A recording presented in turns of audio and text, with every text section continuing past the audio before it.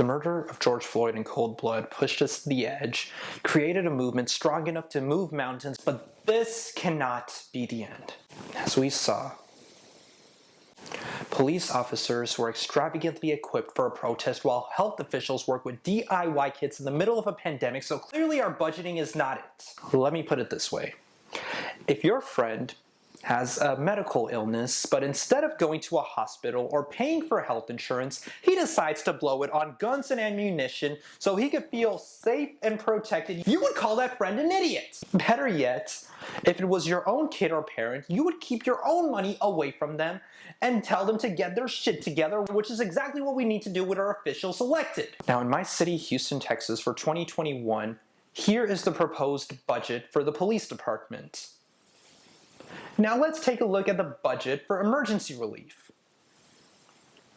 Houston, we have a problem.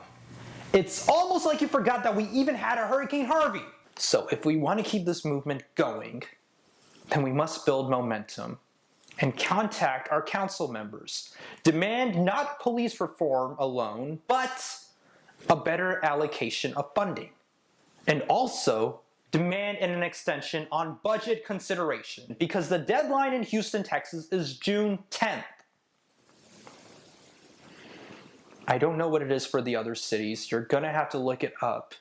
But whatever it is, we gotta make it stretch because this is the type of shit that voters need to make proper decisions. So, if you're from Houston, Texas, look in my description box for a link. You can use that to find your council members, their phone numbers, and email address.